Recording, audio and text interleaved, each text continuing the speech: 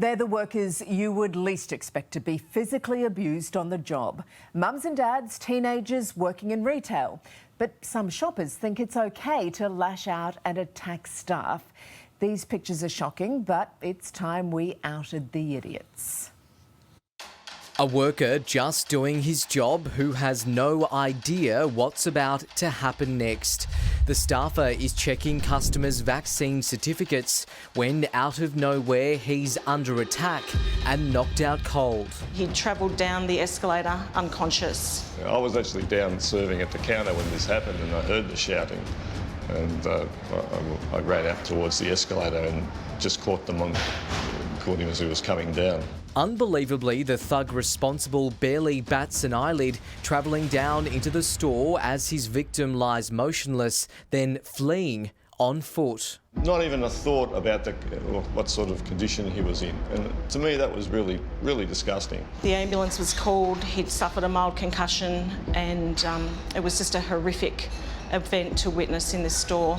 And if that wasn't bad enough, in just a few hours last Friday, 3 staff at the very same store, all doing COVID check-ins, were attacked by cranky customers fed up with COVID rules. Our staff member Emma was slapped by an older lady who didn't want to share her details. Later in the day, another young staff member was on duty, and similarly, a middle-aged man, nicely dressed, threw the packages he had in his hands down onto the floor, dropped his shoulder and lunged at him as well. That worker was Melissa's teenage son, all 3 victims too terrified to appear on camera. To have 3 physical attacks on poor innocent booksellers who are just there doing their job is a very bad day. Melissa Traverso and husband Dino have never seen anything like it since they opened their Dimmicks bookstore in Melbourne's CBD 2 decades ago. 20 years we've never had a physical assault. Suddenly we get 3 in one day. Yeah, your staff are going to be a little bit concerned. Who would have thought that working in a bookshop as a bookseller would be a dangerous occupation? The couple say they've lost more than $1 million in the last lockdown and will now fork out thousands of dollars each week for a security guard at the COVID check-in area. We don't normally need bouncers in a bookshop, but look at what's happened. The young worker in this footage told A Current Affair she never signed up to be a bouncer either when she got a job at beauty store Victoria's Secret. After asking a maskless customer to check in, the vile woman hurls clothes, then begins spitting. After posting the video online to raise awareness, the worker says she was told she could be fired if it wasn't removed. I was in real shock. Cafe owner Simos Cadius has also had a gutful, arriving to find his Thornbury shop smashed up and a menacing sign plastered to the door.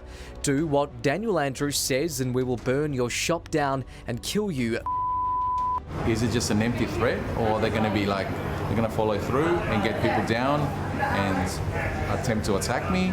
The vandal left behind a huge damage bill. There's a couple of girls that work for me, for starters, that will miss out on a wage for a day or 2 or 3 days this week because of this.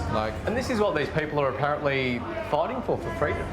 Yeah, so which I can't understand. Like, if you're doing that, you should be supporting and promoting not just me, but all small business out there, because we've done it tough. Police are investigating whether it's connected to this man who was captured on security footage throwing bricks at 2 other nearby stores. I don't make the rules, but I have to comply, and I want to comply. The Australian Retailers Association has told us that in recent weeks here in Victoria, there have been thousands of reported incidents. In one case, a worker was showered with a boiling cup of coffee. Another was rammed with a shopping trolley.